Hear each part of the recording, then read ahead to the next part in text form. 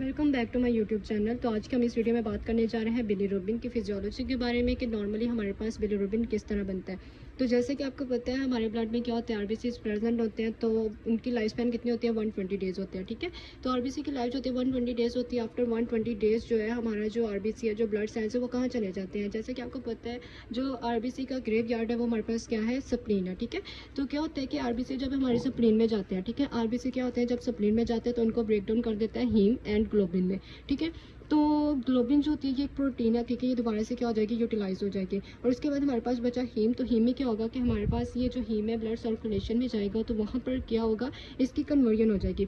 Haem जो होगा वो कन्वर्ट हो जाएगा किसमें, बिलीवर्डिन में। ठीक है, तो हीम जब बिलीवर्डिन में कन्वर्ट होगा तो इसको कन्वर्ट करने के लिए कोई तो एक इंजाइम प्रेजेंट होगा। तो वो इंजाइम जो होगा वो हमारे पास कौन सा होगा, हीम ऑक्सीजिनेज इंजाइम। ठीक है, तो हीम ऑक्सीजनेस एंजाइम क्या करता है, हीम को कन्वर्ट कर देता है बिलीवर्डिन में। और उसके बाद क्या होता है कि ये जो बिलीवर्डिन है, ठीक है, ये दोबारा से कन्वर्ट होता है किसमें, बिलीरुबिन में।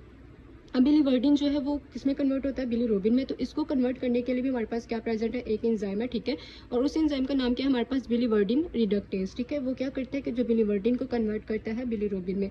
और यहाँ पर जो हमारे पास बिलीरुबिन है वो हमारे पास क्या है, अनकॉन्जुगेटेड बिलीरुबिन है। ये जो अनकॉन्जुगेटेड बिलीरुबिन है ये क्या है, ये लिपिड सॉल्युबल है। ठीक है, लिपिड सॉल्युबल है, ये इजी से क्या कर सकती है, सेल मेम्ब्रेन को क्रॉस कर सकती है। तो ये जो अनकॉन्जुगेटेड बिलीरुबिन है ये इजीली क्या कर सकती है, सेंट्रल नर्वस सिस्टम में जा सकती है, ब्लड ब्रेन बैरियर को भी क्रॉस कर सकती है। ठीक है, ब्लड ब्रेन बैरियर को जब क्रॉस कर लेगी वहाँ पर क्या होता है, हमारे पास बेसल गैंग्लिया भी प्रेजेंट होता है। ठीक है, तो ये क्या करेगी, उनको डैमेज करेगी। ठीक है, तो जिसकी वजह से क्या होगा, कर्निक टेरस की कंडीशन आएगी। और उसके बाद क्या होता है कि ये जो बिलीरुबिन है वो किस में जाता है, लीवर में जाता है। ठीक है, तो लीवर में जाता है। लीवर में क्या होता है कि फर्स्ट ऑफ ऑल ये जो अनकॉन्जुगेटेड बिलीरुबिन है ये क्या करता है, ये बाइंड करता है किसके साथ, एल्ब्यूमिन के साथ।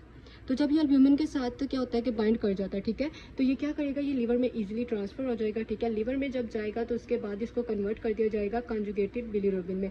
अनकॉन्जुगेटेड बिलीरुबिन किस में कन्वर्ट हो गया, कॉन्जुगेटेड बिलीरुबिन में, किसमें, लीवर में। ठीक है, तो लीवर में जब ये जाएगा तो ये कॉन्जुगेटेड बिलीरुबिन हो जाएगा। ठीक है, अनकॉन्जुगेटेड बिलीरुबिन को कॉन्जुगेटेड बिलीरुबिन में कन्वर्ट करने के लिए भी एक एंजाइम प्रेजेंट है और उस एंजाइम का नाम क्या है, यूडीपी ग्लूकोरोनाइल ट्रांसफरेज। ठीक है, तो ये क्या करता है, ये अनकॉन्जुगेटेड बिलीरुबिन को कन्वर्ट करता है कॉन्जुगेटेड बिलीरुबिन में। उसके बाद क्या होता है कि कॉन्जुगेटेड जो बिलीरुबिन है ये जाता है गट में। ठीक है, स्मॉल इंटेस्टाइन वगैरह में जाता है, वहाँ पर बैक्टीरियाज वगैरह प्रेजेंट होते हैं। तो वो क्या करते हैं, कॉन्जुगेटेड बिलीरुबिन को कन्वर्ट कर देते हैं यूरोबिलिनोजन में। ठीक है, यूरोबिलिनोजन में जो इसके क्या काम होते हैं, ये क्या होता है, ये दोबारा से रीअब्जॉर्ब हो सकता है। ठीक है, ये किडनी में जाएगा, वहाँ पर क्या हो जाता है, इसको एक्सक्रीट आउट किया जाता है, यानी कि किडनी में जाएगा तो इसको यूरिन के थ्रू एक्सक्रीट आउट कर दिया जाएगा।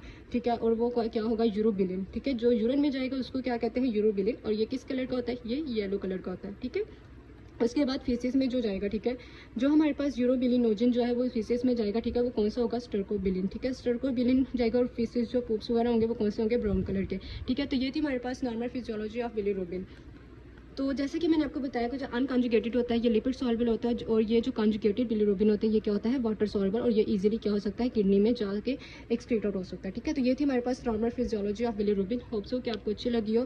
Thank you so much. अगर आपको मेरी वीडियो अच्छी लगी हो तो इसको लाइक, शेयर एंड सब्सक्राइब जरूर कीजिएगा। Thank you.